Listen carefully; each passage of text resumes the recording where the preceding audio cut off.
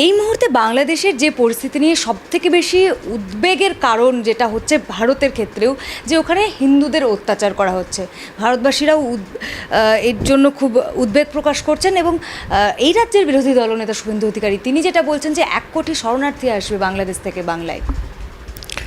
দেখো, আমি এর আগেও তোমাকে বা অন্যান্য জায়গায় যেটা বলার চেষ্টা করি যে ঘটনা বা দুর্ঘটনা যাই বলো না কেন, সেটা সংখ্যালঘুতে পড়ে যে একেবারে কিছু নেই এটা তো আমি বলবো না। কিন্তু এখানে যেভাবে একটা তুমি কোনো একজন রাজনীতিবিদের নাম বলছো, আমি তার কথা আমি কিছু ধরছি না। কেন ধরছি না?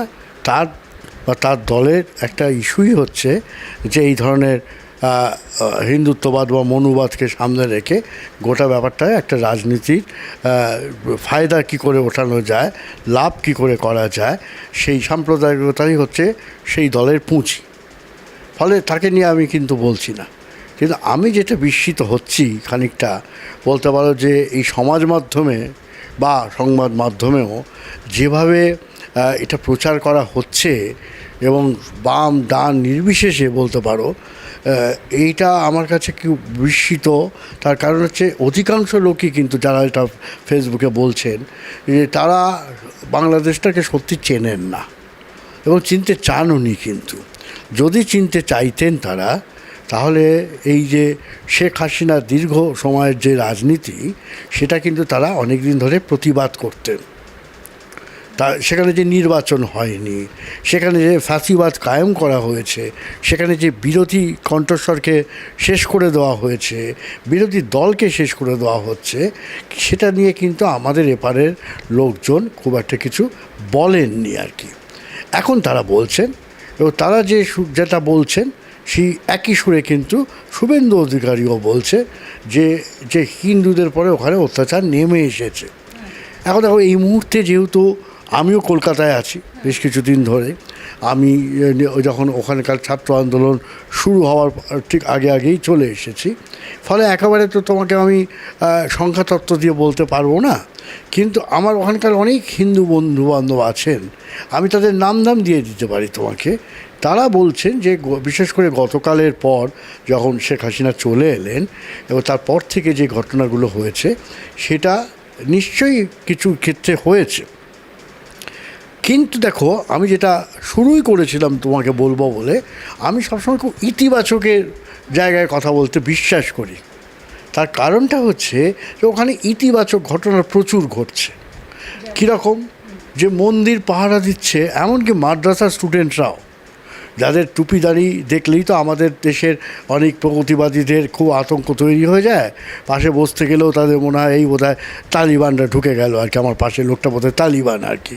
এই যে অদ্ভুতভাবে একটা নির্মাণ, দীর্ঘদিনের নির্মাণ, এটা 47 বলো বা তার আগে পরে সমস্ত কিছু, এই ভাবনা থেকেই কিন্তু আচ্ছা 47-এর দেশভাগের একটা বড় মানে কী বলবো, বড় জায়গা আর কি, বড় পরিসর তৈরি হয়েছিল কিন্তু এই একটা ভাবনা আর কি, যে ও আমার শত্রু আর আমি ওর বন্ধু নই। সেই জন্য আমি তোমাকে বলবো যে দেখো, ইতিবাচক বলতে গেলে যেটা তুমি বললে কীরকম, এক তো তোমাকে বিভিন্ন মন্দিরে তুমি দেখো পাহারা দিচ্ছে কারা, তারা কিন্তু ওখানকার যারা সংখ্যাগুরু অংশ, আমি স্পেসিফিক যদি বলো মুসলমান, তারা কিন্তু পাহারা দিচ্ছে। আর কারা পাহারা দিচ্ছে? সাধারণ মানুষ পাহারা দিচ্ছে, ছাত্র বলো, যুব বলো, এরকম আমি অজস্র জায়গা, অজস্র ঘটনা আমি তোমাকে বলে দিতে পারি। এটা হচ্ছে 1 নম্বর ইতিবাচক। দ্বিতীয়, তুমি যদি সাম্প্রদায়িক জায়গা থেকে দেখো, তাহলে তুমি বলতে পারো যে যেটুকু যা হচ্ছে সেটা বাঞ্ছনীয় নয়। কিন্তু যাদের হচ্ছে সাধারণ ক্ষেত্রে, আমি বলছি ব্যতিক্রম তো থাকেই কিছু। আমি আগেও তোমাকে বলেছিলাম যে এই একটা বড় ঘটনা ঘটার পর সব সময় দেখবে কিছু না কিছু দুষ্টচক্র ঢুকে পড়ে, দান্দাবাজ লোক ঢুকে যায়। সুতরাং কে আলাদা করে কি করছে, এটা কিন্তু রাজনৈতিকভাবে এই সিচুয়েশনটার সুবিধা নিচ্ছে জামাত বা বিএনপি। দেখো, এইটা যে দেখো, এটা তো আমাদের এখানে 100 জনের মধ্যে 92 জনই বলবে যে এটা সুবিধে নিচ্ছে। সুবিধে তো একটা বিরোধী রাজনৈতিক দল সে তো নিতেই পারে। কিন্তু আমি মনে করি যে এখানে বিএনপি কিন্তু এবারে কোনো সিনে নেই। এখনও পর্যন্ত বিএনপি কোনোভাবে নামেও নেই, ছাত্ররাও খুব একটা তাদের চায়নি, ফলে তাদের সমর্থকরা জানতে পারে, কিন্তু বিএনপি হিসেবে যে তারা নেমে পড়েছে আমার সেটা মনে হচ্ছে না। সুতরাং সুবিধাটা জামাত বা বিএনপি এতে ধ্বংসের মধ্যে দিকে কেউ সুবিধে পায় না। এই যে আজকে দীর্ঘ সময় ধরে দীর্ঘ সমাজ মাধ্যম বলো অন্যান্য মাধ্যমে যেভাবে চিত্রিত করা হচ্ছে, তার কি ভিত্তিটা কী আছে? আমি তোমাকে আগে বলেছি, আবারও তোমাকে আজকে বলবো যে ধরো এই যে বিএনপি সম্পর্কে বলা হয়, আচ্ছা তুমি এখানে যদি কখনো সার্ভে করো দেখবে অনেক নেতামন্ত্রীরাও বলতে পারবে না যে বিএনপিটা কী, বিএনপি ঠিক কোন কোন জায়গায় হামলা চালিয়েছে, বিএনপি ঠিক কোন কোন জায়গায় কিছু করেছে। কলকাতায় বসে বলে বিএনপির হাতে চলে গেছে, জানো বিএনপিকে একটা ড্রাকুলা ধরে নেওয়া হয়। তাদের রাজনৈতিক কর্মসূচি তো তোমাকে জানতে হবে, তারা কি বলতে চাইছে সেটা তো তোমাকে বুঝতে হবে।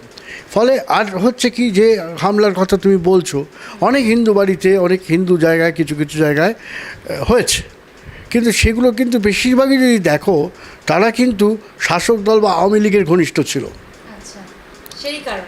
সেই কারণে হয়েছে। ফলে সেইটা কিন্তু মুসলমানদের ক্ষেত্রেও হয়েছে, স্বরাষ্ট্রমন্ত্রী আক্রান্ত হয়েছে, ওখানকার প্রধান বিচারপতির বাড়ি ভাঙচুর করা হয়েছে।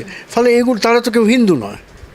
তা তুমি কোনটাকে রাখছো আর কোনটাকে ফেলছো, কোনটাকে গ্রহণ বর্জন করতে তোমায় বুঝতে হবে যে এটা একটা রাজনৈতিক এই সময়টা একটা কঠিন সংকটের মধ্যে দিয়ে একটা দেশ যাচ্ছে। অর্থাৎ এটা একটা কোনো সাম্প্রদায়িক হানাহানির রূপ নেয়নি, এটাই বলছেন? আমার মনে হয় এখনও পর্যন্ত কিন্তু সেই ছবিটা আমি দেখতে পাচ্ছি না। দ্বিতীয়ত হচ্ছে আমি দেখতে পাচ্ছি না, আমার প্রচুর বন্ধুবান্ধব আছে, আমি হিন্দু মহল্লাতেও যাচ্ছি, আতঙ্ক হয়তো আছে যে এই যে পালাবদল ঘটে যাচ্ছে, অন্যরকম ঘটনা ঘটে যাচ্ছে, কারা ক্ষমতায় আসবে, তারা কিভাবে দেখবে, এটা গ্রামের দিকে মফস্বলের দিকে আছে। এটা আমি আবারও বলি, এটা যে কোনো দেশের সংখ্যালঘুদের একটা ইনসিকিউর ব্যাপার তাদের থাকে। হ্যাঁ, তাদের ধরো একটা কোথাও পটকা ফাটলো, একটা বিশাল গ্রামে ধরো বিভিন্ন লোকজন আছে, সেখানে তারা একটা ঘর কি দুটো ঘর, খুব স্বাভাবিকভাবে তাদের মনে হলো বোধহয় আমাদের আক্রমণ করতে যাচ্ছে বা আসছে আর কি। এবং এর পেছনে আরেকটা কারণ থাকে, অর্থনৈতিক কারণ, সেটা সবসময়ই থাকে যে আমি এরকম ভয় দেখিয়ে তোমার জমি থেকে তোমাকে তাড়িয়ে দেবো, তুমি যাতে ভারতে বা অন্যান্য জায়গায় আশ্রয় পাও সেই ব্যবস্থাটা তুমি করবে, তাহলে ওই জায়গাটা কিন্তু আমি নিতে পারো। আর যদি বলো এটা পরে কেন, এই যারা আজকে একেবারে গেল রব তুলছেন তাদের জানা উচিত এটা সংখ্যাদিকে প্রমাণ করাটা খুব সমস্যা কিছু নয়। সেটা হচ্ছে যে আওয়ামী লীগের আমলে একাধিক দাঙ্গা ঘটেছে। গত বছরই পুজোতে যে কুমিল্লায় যখন মূর্তি ভাঙা হয়েছিল তার তদন্ত রিপোর্ট কিন্তু শেখ হাসিনা সরকার এখনও প্রকাশ করেননি। ফলে কারা তারা করছেন, আওয়ামী লীগের নেতা তাদের সঙ্গে কতজন জড়িত ছিল। শোনো, আওয়ামী লীগের অধিকাংশ ব্যাপারটা কি জানো, হিন্দুদের জিম্মি করতে ভালোবাসতো তারা। অনেকে বলেন আমাকে, অনেক হিন্দু বন্ধুরা আমাকে বলেছেন যে এটা একটা প্রচার করা হয় যে হিন্দুরা আওয়ামী লীগের জন্য বেঁচে আছে। ঠিক উল্টো, হিন্দুরা আছে বলেই আওয়ামী লীগ ক্ষমতায় ছিল কাল পর্যন্ত আর কি। ফলে তাদের ভূমিকাটা কী জানো, ওই হচ্ছে তোমার গৃহস্থকে বলো সজাগ থাকতে, আর ডাকাতকে বলে কি চোরকে বলে তুমি চুরি কর। হিন্দুদের বলে আমরা আছি বলেই তো তোরা আছিস। এই করে করে সাম্প্রদায়িকতা যদি বিষটা যদি তুমি দেখো, তাহলে সেটা যাদের আমরা তথাকথিত প্রগতিশীল বলে পশ্চিমবাংলার অনেকে দাবি করে, সেটা একদম মিথ্যে। আমি খুব দায়িত্ব নিয়ে বলছি, আমি সবসময় যেটা বলি যে আমার কথাও কেউ বিশ্বাস করার দরকার নেই। তারা বাংলাদেশে যান, তারা বাংলাদেশের গ্রামে গঞ্জে ঘুরুক, তারা সাধারণ মানুষের সঙ্গে, শোনো ওই গাড়ি করে ঘুরলাম আর এই এতদিন ধরে আওয়ামী লীগের অতিথি হলাম আর ইলিশ মাছটা খেলাম, ফেসবুকে আমি ছবি দিলাম, আমরা কত অসাম্প্রদায়িক সেকুলার, আমরা দুইজনকে মিলেমিশে ছবি দিলাম, ওটা সাধারণ মানুষের কথা না। সাধারণ মানুষকে দেখতে গেলে তোমাকে একেবারে গ্রামে যেতে হবে, সেখানকার কৃষক, সেখানকার সাধারণ মানুষ, সেখানের শ্রমজীবী মানুষ, তারা কি বলছে, তারা কি সবাই সাম্প্রদায়িক হয়ে গেছে? আমি বলতে পারি, আমি দায়িত্ব নিয়ে বলতে পারি, আমি জানি অজস্র গালাগালি এরপরে আমি খাবো পশ্চিমবাংলার তথাকথিত বুদ্ধিজীবী বা প্রগতিবাদীরা, তারা বলবেন, আমি বলবো পশ্চিমবাংলা সেক্ষেত্রে কিন্তু অনেক পিছিয়ে আছে। পশ্চিমবাংলা তাদের সংখ্যালঘুকে তারা কিভাবে দেখেন সেটা নিয়ে আমার প্রশ্ন আছে। ভারতীয় সংখ্যালঘুরা কতটা নিরাপদে থাকেন সেটা নিয়ে আমার প্রশ্ন আছে। বাংলাদেশে যে কেউ, আমি তো চ্যালেঞ্জ করছি, তোমরা কেউ ঘুরে এসো, ঘুরে এসে আবারও বলছি আছে নেই আমি বলবো না, ইনসিকিউরিটি ভীষণভাবে আছে, সংখ্যায় কমে যাওয়া আছে, কিন্তু সংখ্যায় কমে নিয়ে যাওয়া যেমন বলা হচ্ছে তারও একাধিক কারণ কিন্তু আছে। আচ্ছা, আমি এই সব মেনে নিলাম, কিন্তু এই যে মানে শেখ হাসিনার পদত্যাগের পর যে ঘটনাটা ঘটলো, যেভাবে নিজের দেশকে কি কেউ লুট করতে পারে? মানে আন্দোলনের একটা শেষ পরিণতি এরকম হতে পারে যে আমি বিপ্লব করলাম, শেষে আমি লুট করে নিয়ে বাড়ি ফিরলাম। এবং সবথেকে যেটা আশ্চর্যজনক বিষয়, অবাক করা বিষয়, জাতির পিতা মুজিবুর রহমানের মূর্তি ভাঙছে। আমি এমন ভিডিও সমাজ মাধ্যমে দেখলাম যে প্রস্রাব করেছে তার মুখে, তার মূর্তির উপরে উঠে। এমন না, এটা অবশ্যই নিন্দনীয়। শোনো, এটা তো কোনো উচ্ছৃঙ্খলতাকে তো আমি খুব বেশি সমর্থন করছি না, কিন্তু এর পেছনে অনেকগুলো দিক আছে। সেটা হচ্ছে এই যে তুমি জাতির জনক বললে, এখন আমার কিন্তু একটা দিকে সবসময় মনে হচ্ছে যে সাংস্কৃতিক বা এই যে নানান যে চিন্তাভাবনাগুলোর মধ্যেও অনেক টালমাটাল পরিস্থিতি তৈরি হয়েছে, অনেক প্রশ্ন কিন্তু সামনে চলে এসছে, অনেক ন্যারেটিভ, যেটা চেনা ন্যারেটিভ, এই যে একটা চেনা ন্যারেটিভ হচ্ছে জাতির পিতা, জাতির জনক আর কি, এইটা কিন্তু মূলত আওয়ামী লীগের বয়ান। মানে বাংলাদেশের সাধারণ মানুষ ওনাকে জাতির পিতা বলে মানেন না, মূলত আওয়ামী লীগারদের। এবং সবচেয়ে যেটা দুঃখের কি জানো, শেখ হাসিনার সমালোচনা যদি আমাকে করতে বলো, অন্যান্য দোষ গুণ সব বাদ দাও তুমি, গুণও অজস্র ইতিবাচক দিকও তার আমি বলতে পারবো। সবচেয়ে যেটা উনি ক্ষতি করেছেন, দুটো জিনিস করেছেন।